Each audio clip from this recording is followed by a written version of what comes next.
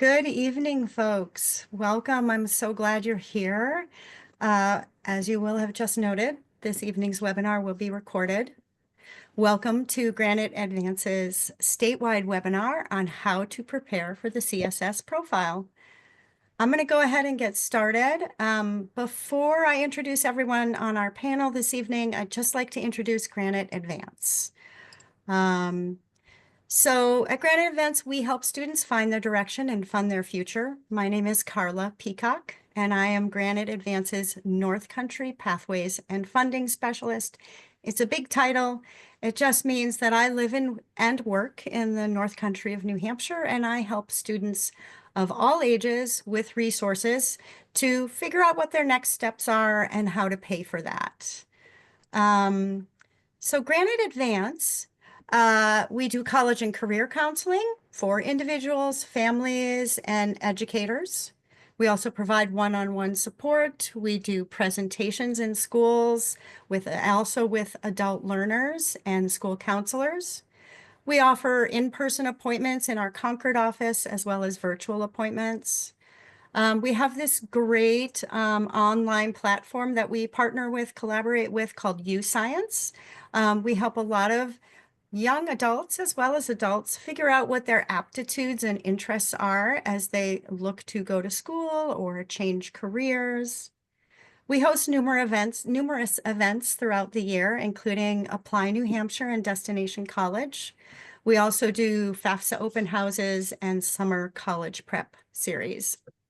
And finally, we work really hard as a professional staff to keep deep knowledge and expertise in education and funding.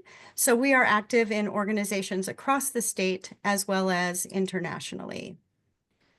As far as helping students and families with funding, I already mentioned the FAFSA. So we assist students with filing the FAFSA and lots of related questions around paying for college.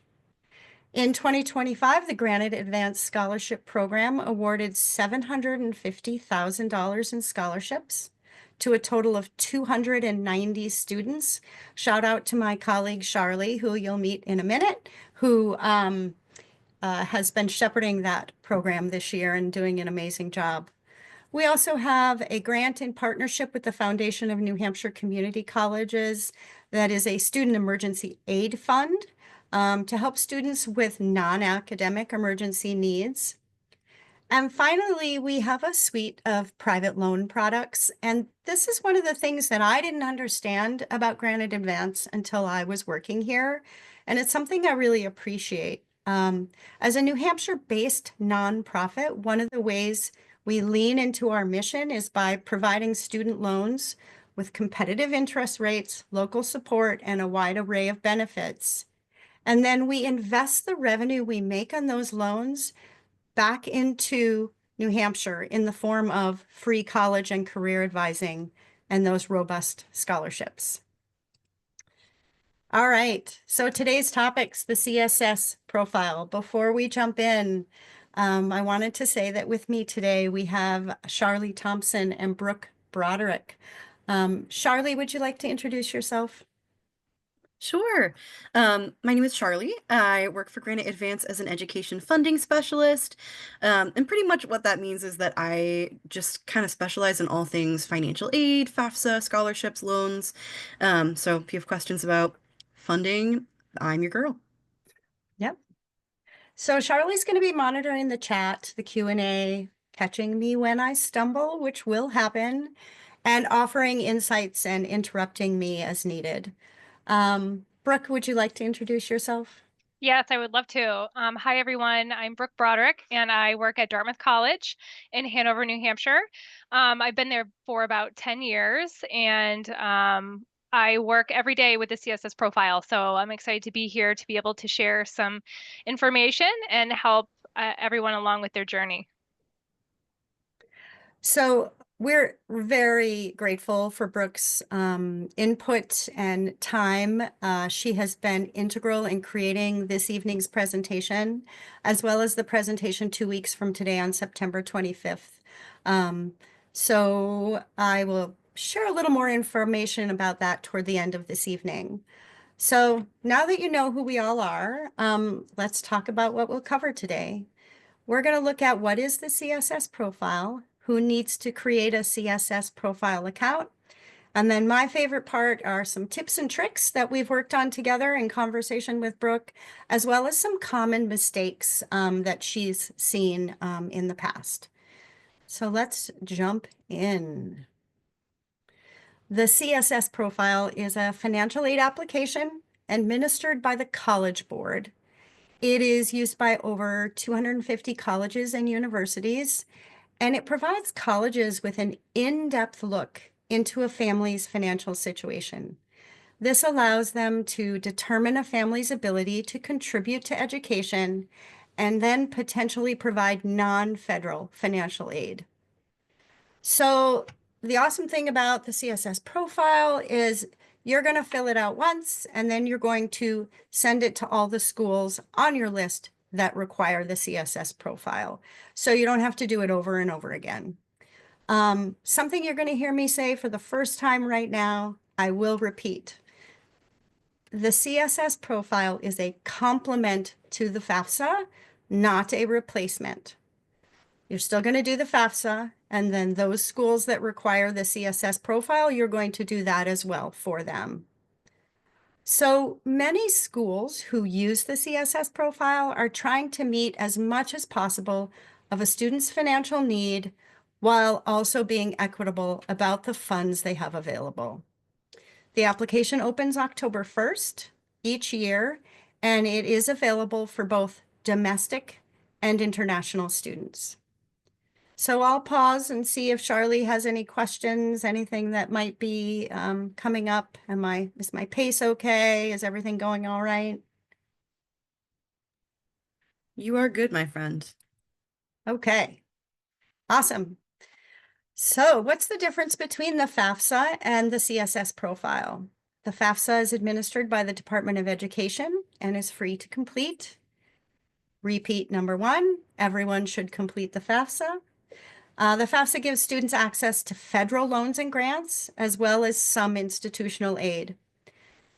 Big note here, some private scholarships ask for your FAFSA result, which is the Student Aid Index, or SAI, to determine eligibility for the scholarship. So I'm going to say that again.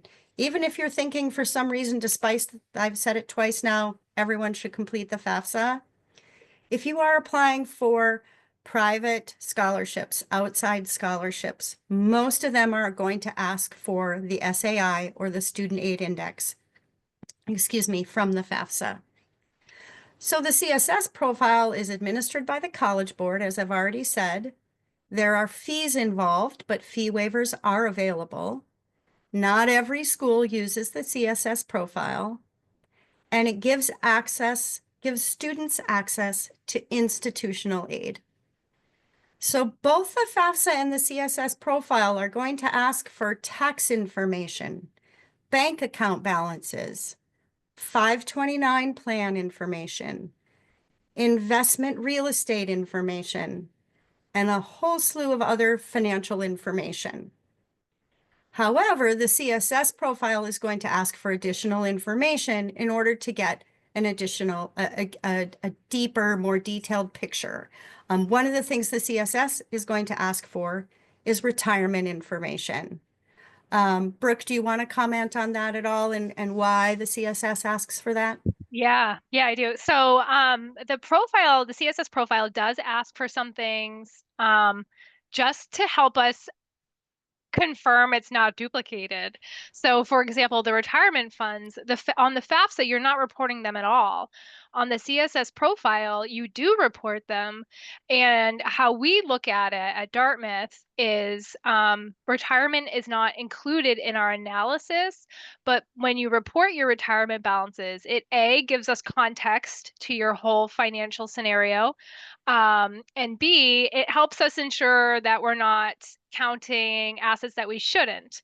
So to give an example, if you report that you have $231,000 in your retirement account and $231,000 in your investment accounts, we'll probably ask to be sure that you didn't, you're not reporting everything all together, doubly reporting it.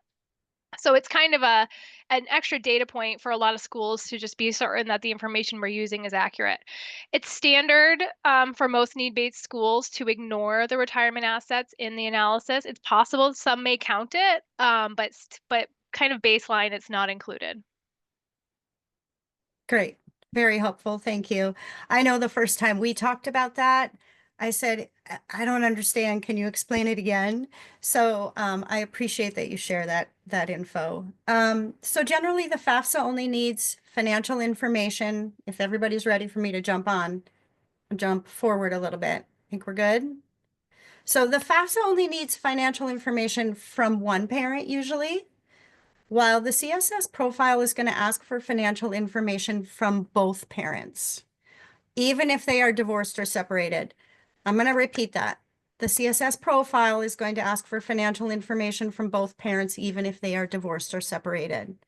And also on the CSS profile, legal guardians are reported as parents on the CSS profile.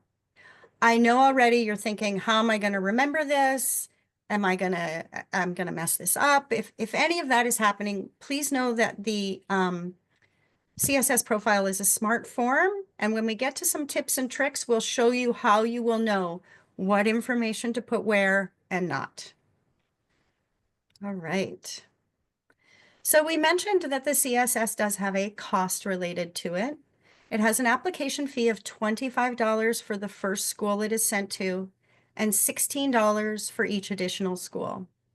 However, there are fee waivers available. The family adjusted gross income, or AGI, if that is less than $100,000, that automatically triggers a fee waiver. If the student qualified for an SAT waiver, that will trigger a waiver. And then also if the student is an orphan, ward of the court, and under the age of 24. All right. Orphan, ward of court under the age of 24 qualifies for the SAT waiver, AGA under 100,000, AGI under 100,000, then you're going to be looking at a waiver for that fee. One other caveat we like to mention is that parents must live in the United States to be eligible. So for example, if I was currently living in Ireland and my daughter's at school in Maryland, I'm a US citizen, but because I'm not currently residing in the US, we're not going to be eligible for that fee waiver. I'm going to have Charlie drop into the chat a link about the fee waivers. If you were not able to grab it from the chat this evening, that's fine. This is the first of about a half a dozen we're going to drop in.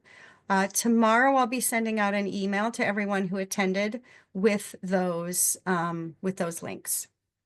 Thank you, Charlie.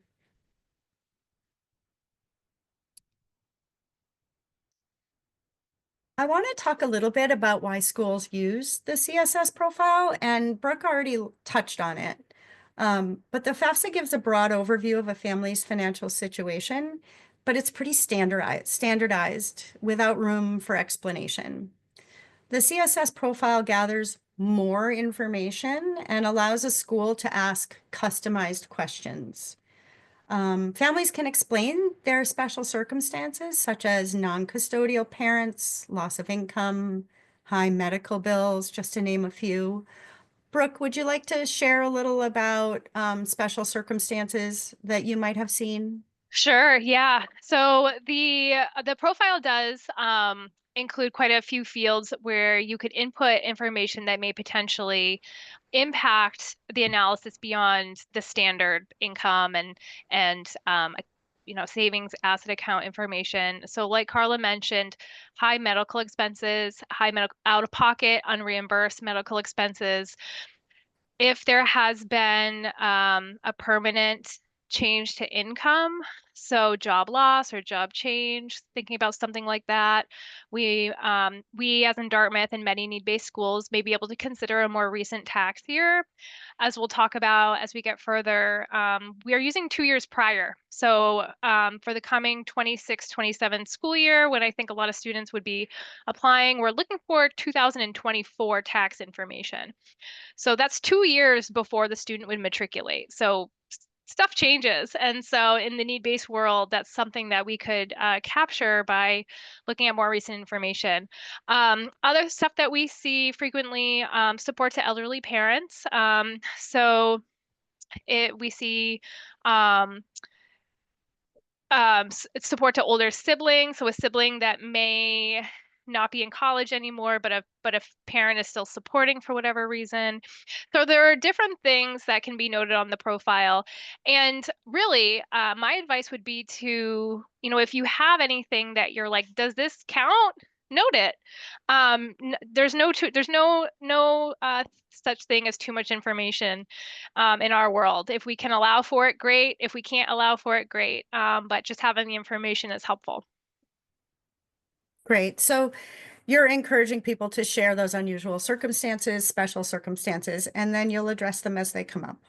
Yep. And I would say too, just on a side note of that, is talk to the school your student ends up going to.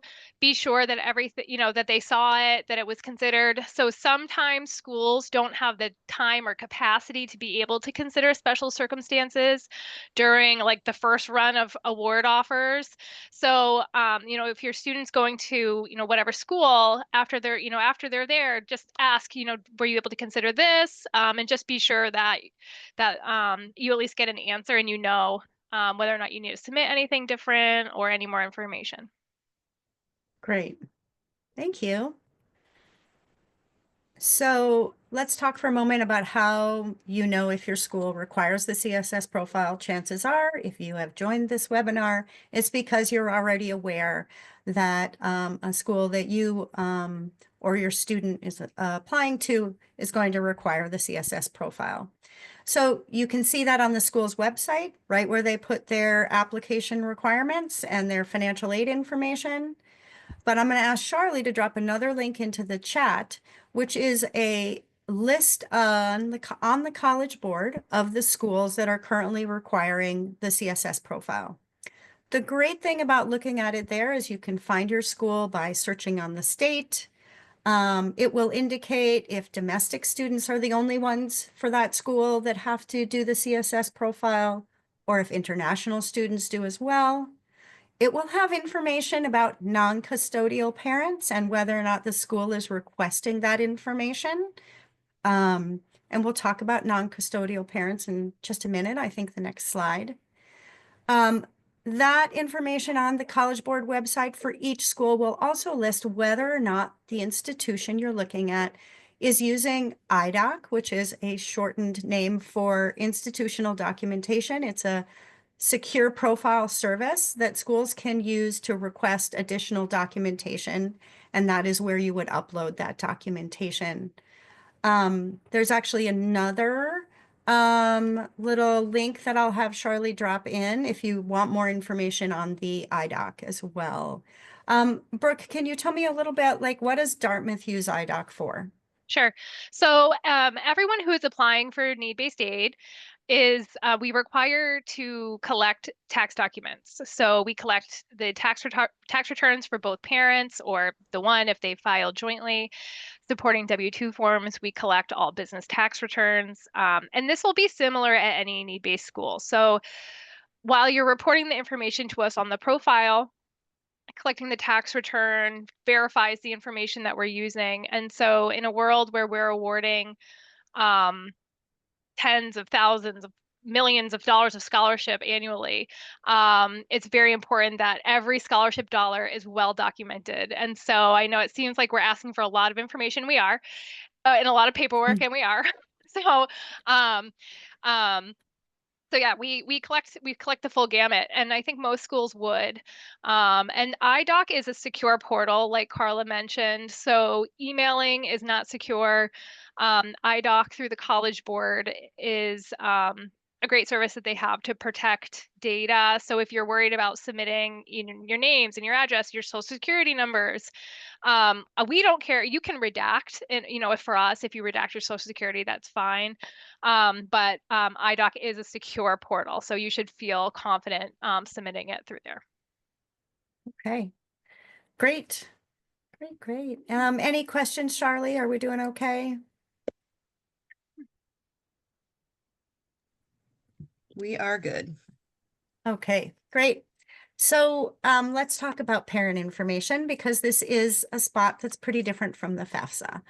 The CSS profile requires the student to list all parents and step parents on the application, including any parents who are deceased. Just a note, this just allows the school to document that there is a deceased parent and no further information is going to be required or asked for with regard to the deceased parent. If the student has divorced parents who have both remarried, then all 4 parents will be listed on the application. Step parent information helps to provide that clearer picture that Brooke has mentioned of a family's net worth and in an effort to provide that aid as equitably as possible. So a couple terms that I'm going to throw out there. The parent who provides the most financial support, that parent is called the primary custodial parent for the CSS profile. So the most financial support is considered the primary custodial parent. That is typically the parent who completed the FAFSA. A non-custodial parent is the parent who does not provide the majority of the student's financial support. And since we always get this question, what if we split everything evenly down to the penny? Then the parent with the higher income and assets is the primary custodial parent, and the other is the non-custodial. If anyone has any questions on that, please drop it into the chat. While we do that, I'll just chat briefly about what if you have no contact with some parents, because that happens, unfortunately, or fortunately, depending on your situation.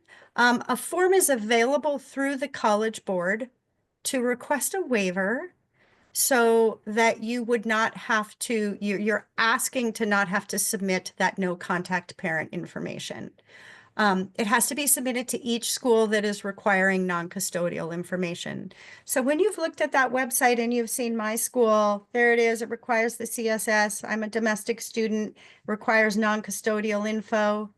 For them, you're going to have to, while in the College Board CSS Profile app, request that you are waiving to provide that information. What happens when you get that waiver, Brooke, or that request Sure. for Yeah. waiver? Yeah. So it for us and probably many other schools, there's going to be a timing lag. So don't panic. So to give an idea of what happens at Dartmouth, when a student is applying for admissions, our system automatically picks them up if they're applying for financial aid. And based off of what they put in the Common App, whether or not parents are married or divorced, we add on, so let's say this family is divorced, we add on a requirement for the custodial household profile, which we call household A, and then household B, and the non-custodial CSS profile. So once a student submits a waiver form to request that we waive a non-custodial parent, it's usually a couple weeks before we're able to review it just based off of timing. And so that requirement may stay on your list for a while, causing some panic. But in most cases, if you've submitted the waiver and you have not gotten a response from the school, you can assume that it just hasn't been reviewed yet. And so if your waiver is approved or denied, they'll communicate that with you in most cases. So it's okay if there's a little bit of a lag.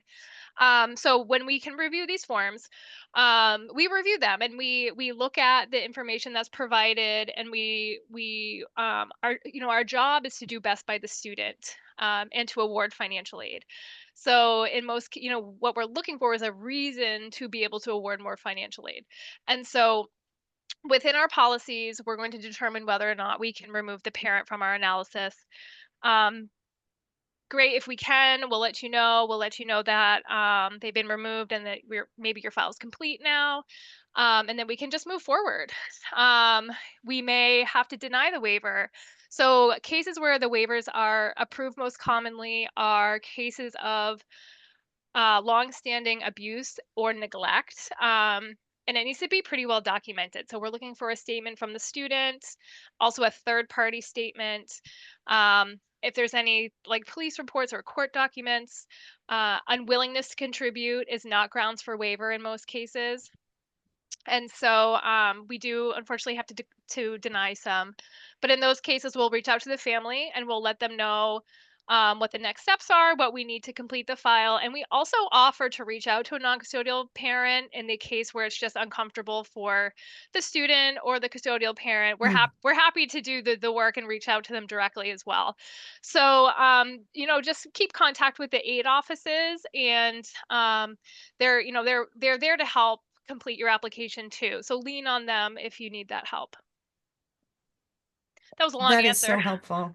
No, very helpful. Thank you so much, Brooke. And the last piece on this slide is legal guardianship. If you have legal guardianship or you are in a legal guardianship, that information will be listed under the parent section on the CSS profile. And that's another difference from the FAFSA. I've got one more little link here that Charlie can drop in on the, it's a parents FAQ page. What parents are, the terms, who has to do what. So I will let her drop that into the chat. Okay, so I will share with all of you that we recently changed the title of this slide because it felt like the real organic title of this slide is why is so much information required? I know, full disclosure, I had to complete the CSS profile at last October into November, so I've been there, I've done that. And I'm going to tell you why, and then Brooke can add to it if she would like. Because the income and household information goes into much greater detail than the FAFSA, you're going to need to practically report every asset you own. And then based on that information reported, institutions are going to have a really much clearer picture of a family's net worth, which they then believe will allow them to distribute their financial aid more equitably. That's just, it's a few words to explain why they gather so much information. Would you like to add anything to that, Brooke? Yeah, and it's on, income wise too. Assets, yes, the profile does collect more than the FAFSA does, and it does as well for income. And the federal analysis through the FAFSA is over the years, they've made it more simple. They're trying to make access to federal financial aid very easy for everyone. And they've found that just by going by these few data points that they're collecting, they can do the best with the information they have. And that outliers, like someone who gets a Pell Grant but maybe shouldn't, just based off of the information that the FAFSA requires, is statistically insignificant. But as far as Dartmouth and other need-based schools are concerned, we're offering our own need-based aid. And like I mentioned, millions of dollars. Our average scholarship is upwards of $80,000. And so it's a lot of money that we're giving out, and every dollar needs to be documented. No scholarship dollar can be given out without a documented reason to within our policies. And so having the profile that collects a lot more data points, we look at a lot more information, such as losses. For example, let's say Carla has a pretty successful business, but she's very good at tax write-offs. So she has a negative AGI. And so she made $100,000, but her tax write-offs are $105,000. So her income is negative $5,000. According to the FAFSA, she's a Pell Grant recipient. But at Dartmouth, we don't allow losses, and need-based schools are going to ignore those losses because losses are really for tax liability. It doesn't actually really reduce, in most cases, the amount of money that that would be available for education. And so giving the profile gives us that extra layer of information so that we can really more equitably award our aid to all of our needy students. Do you see any questions popping up about that, Charlie? I do not. All right. Either I'm really good or very overwhelming. I think you're really good. All right. So when should I complete the CSS profile? So both the FAFSA and the CSS profile are on schedule to open on October 1st, and they must be completed every year in school. You are in school. I had a parent today that didn't know that I was working with. You must complete the FAFSA and the CSS if it's required every year you are in school. They do have different deadlines to complete. The FAFSA generally needs to be completed by June 30th of the school year you're applying for. So my daughter left for school 3 weeks ago. She's in the 25-26 school year. Her FAFSA was due by June 30th, 2025.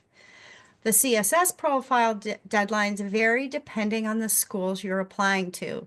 So it's another little bit of information that the student and the student's family should keep track of on some sort of spreadsheet or whatever way you're saying organized. The name of the school and all the information that's important to you about it. Does it require the CSS profile, and what date is it due? But if you're applying early decision versus early action versus regular decision, some schools are going to have different CSS due dates. So pay really close attention to that. Make sure you submit that CSS profile before the school deadline. The earlier, the better. So pay attention to those websites and pay attention to the type of application you're doing, which could change the date that the CSS profile is due. Any questions on that? No official Okay. questions, but because I had a parent that asked the other day, does it matter which order families do that in? Is it FAFSA first? Does it matter? Not that I'm aware of. How about for you, Brooke? No, nope, No. does not matter. Okay. Yep. Good question.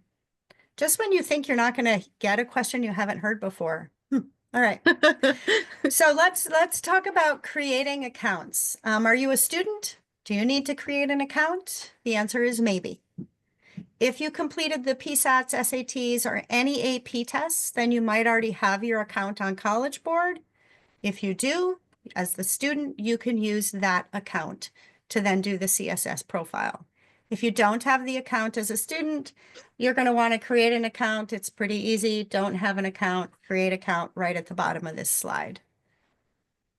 And a plug that I learned from Brooke here is figuring out accounts can be challenging. And so we're going to drop another link in here to Profile for Parents.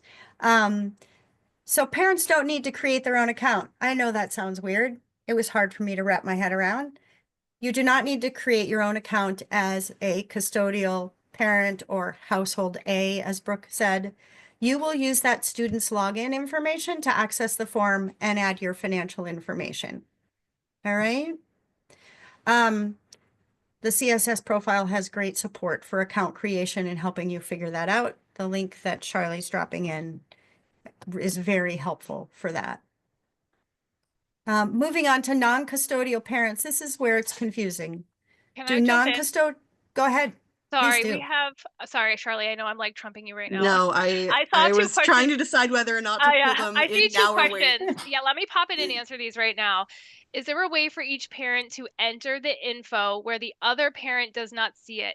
Yes. So Carla's about to talk about the non-custodial parent parent profile right now, but I want to talk about this now because we already talked about IDOC too. So the answer to that is yes. You will each complete your own profile and no data will be shared in between. Schools should be mindful enough to not be sharing information with parents when that's not their information. IDOC is going to collect all the documentation into the same portal, but it stays private. Once you upload a document to IDOC, IDOC renames it and you cannot see it. Only the school can see it. So mom, if you upload your documents and then dad goes in and uploads his documents, he won't be able to look at yours and you won't be able to look at his. So it does remain private and separate. The next question is about, is there any advantage to completing well before the due dates? The answer is yes and no. It depends on the school. So Dartmouth, so a school that meets full need, it's not first come, first serve. We don't run out of financial aid. And so no matter when you apply, you're going to receive the same amount or offer. Schools that are merit-based or have different criteria for awarding aid, they may, completing earlier may be better in those cases. So it will be school dependent. As a financial aid administrator, the earlier the better. We personally do not have late penalties for a late financial aid application, but billing has late fees if the payment is late. So if you rely on financial aid to pay your bill, then you need to be sure to be providing enough time to the administrators to be able to get your offer to you in a timely manner. Okay, thank you. I really appreciate that perspective, because when I sort of wrap my head around the phases that these applications have to go through and the eyes that need to be put on them, allowing enough time for that to be done is really important. So Yeah, thank yeah. you. Yeah, and we do set deadlines. Like we do have deadlines, but since it's need-based aid, they're very flexible deadlines. But right, the deadlines are in place, so we have enough time to get everyone their offers. Okay. So non-custodial parents do need to create a profile on the CSS and account. When creating that account, make sure that you select student and not educator, and then enter your information. Again, if this gets confusing, you're having a hard time wrapping your head around it, the College Board has incredible resources that help and to make sure you're doing it right. So if we've Brooke, did you reached, see this other question that came through while we're here? Yeah, I'll hop Yep. back on that. Okay, so the question is, what if a divorced non-custodial parent does not plan on helping at all? They do not see the child at all despite joint custody awarded. So this may be looked at two different ways. So initially when I read that, I say unwillingness to contribute is not grounds for waiver. If there's not documented abuse or neglect or or there was never a relationship, it's unlikely that we would remove a parent in that scenario. However, the fact that that parent has the ability to be involved and chooses not to be, that does have a little bit of weight in reviewing. So my best advice would be to, submit the documentation. The worst that a school can say is no, but it would have to be would temporary would proof of yeah. So proof of a temporary restraining order, yeah, that would be considered like a third party support, and usually a pretty compelling one. So without going into you don't need to go into too much more detail about the scenario, but yeah, it's definitely sounding more and more like a scenario where we would consider removing the second parent from the analysis. awesome. Anything else before I move on? All right, we are to my favorite part of the presentation, the tips and tricks. Prepare early, we just talked about that. Opens October 1st, completion deadlines vary depending on the school. Here's a list of what you will need. As Brooke already mentioned, that prior year federal tax form for school year 26-27, that would be your 2024 taxes and all the schedules. W-2 forms, pay stubs, other records for income to date, records of untaxed income and benefits, and then the assets, including everything that's listed there, and then be prepared to provide that documentation for any special circumstances. So when I was getting ready to do this as a parent last fall, everything I read said 1.5 to 2 hours. Well, I went in pretty pompous about, hey, this is my job. And now I get to do it as a parent. It's not going to take me 1.5 to 2 hours. I had everything lined up on the arm of the sofa next to me, everything. It took me 1 hour and 45 minutes. So it really does take that long. I will tell you part of the reason it probably took me that long is because we'll get to this in a little bit, tips and tricks. I used the hint buttons. I read everything about every question to make sure I was doing it right. And there's a lot of information there to be read. So gathering all this stuff, setting aside the time to do it. We've got 2 more links that Charlie's going to drop in. There's a getting started link with the College Board, which lists out these forms. And they also have a video on YouTube that's very helpful. Any questions on having that documentation ready? Okay. I said it took me 1 hour and 45 minutes. I did get up and use the restroom and get a glass of water. There's an amazing save and continue button. Use it. You can save and log out and go back the next day and continue if you need to. So don't feel like you have to do it in one sitting. Make use of that save and continue option. Use the hint buttons I mentioned a few minutes ago. The application has little hint buttons that give more detail about the information that the question is looking for, and they are very helpful. Like, wait, what number do they want here? And does it include this or not include that? You push that hint button and it's going to tell you. And some questions also have an additional little arrow you can click to access even more information. And because we just talked about that save function, you can also save it and maybe do a contact us at collegeboard.com and say, hey, still not getting it here. Can I have some help? I'm on this page. I don't understand this. Can you help? Another argument for starting early in case you run into those sorts of questions. There are navigation buttons within the CSS Profile platform. Please use them. While it's going to be tempting to use your browser's back and forward buttons, please don't. That could erase information you've entered, and I can only imagine the frustration that would come with that.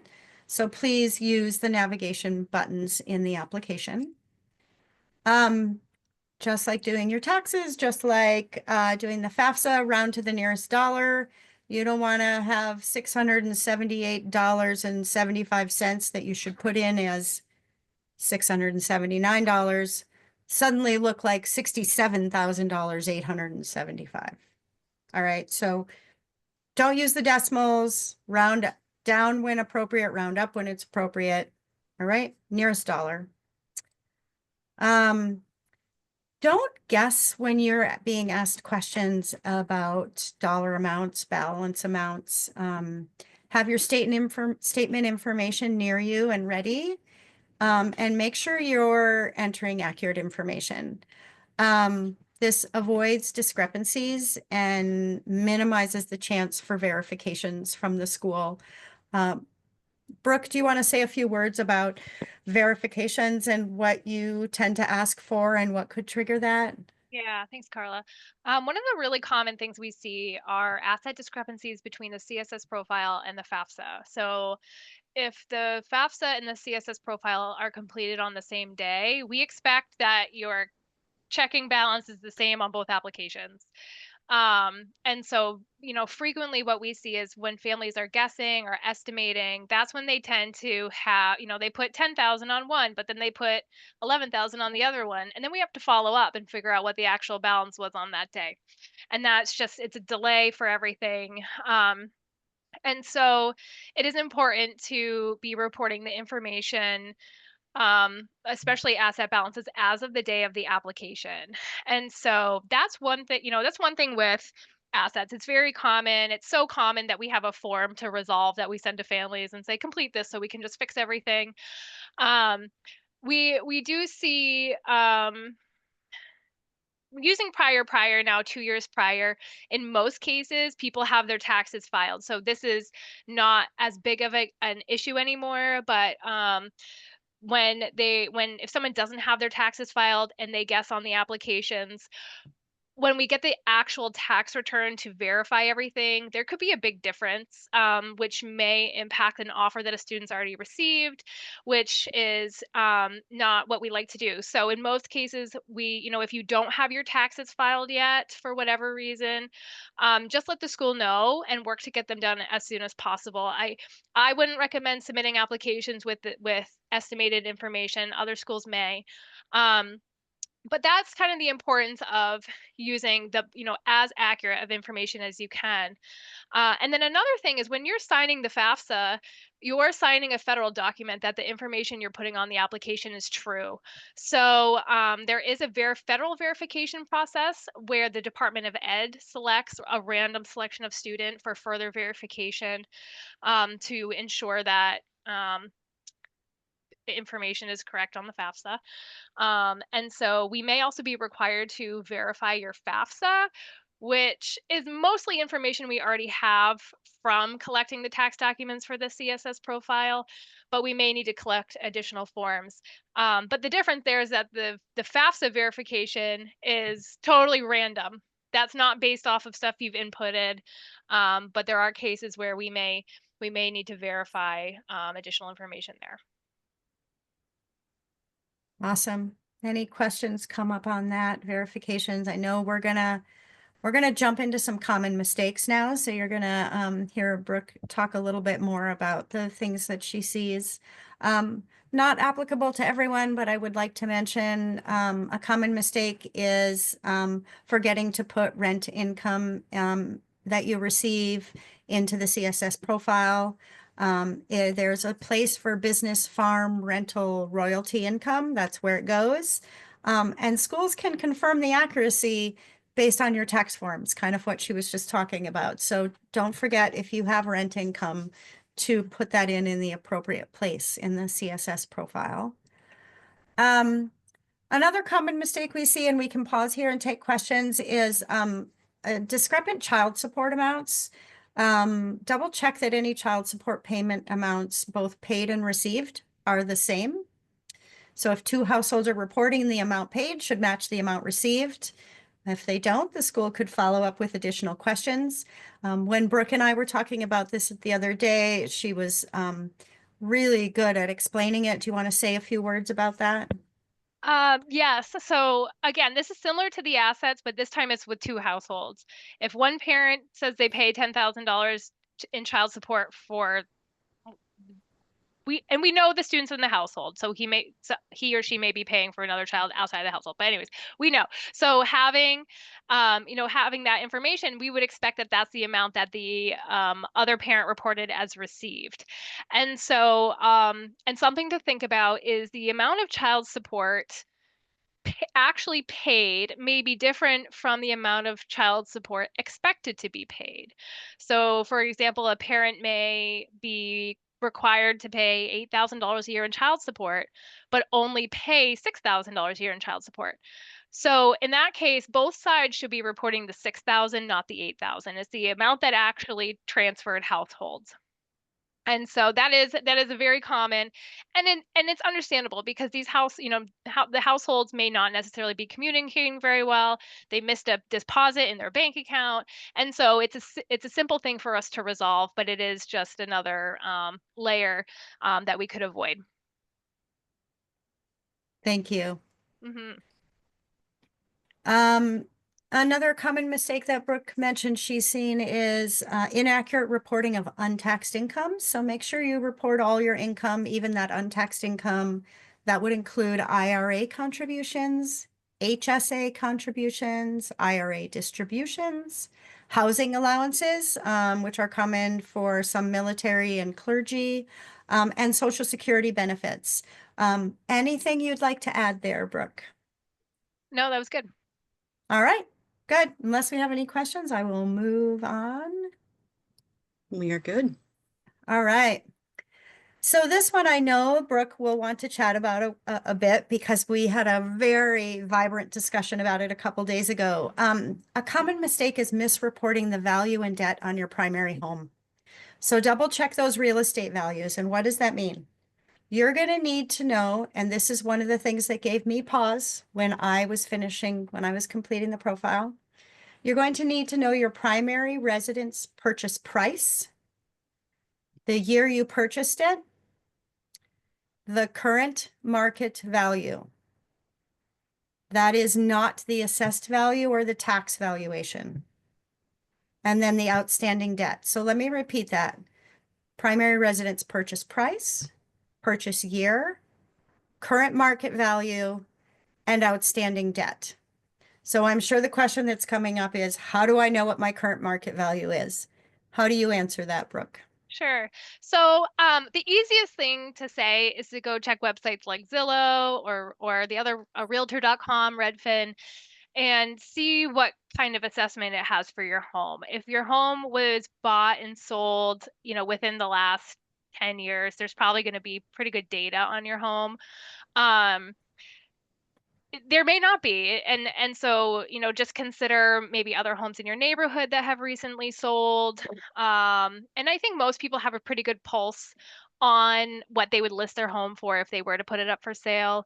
But Carla mentioned the tax assessed value. It's very common that folks would look at the tax assessed value, but the tax assessed value is not always up to date. And it's funny we're talking about this because today I got a letter in the mail saying my home has been reassessed and is now at market value for tax assessed, which is super cool.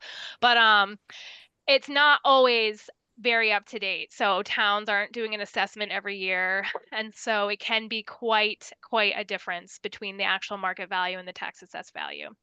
Um, we don't really expect that you would ever hire an appraiser or anything to go out and appraise your home to figure out.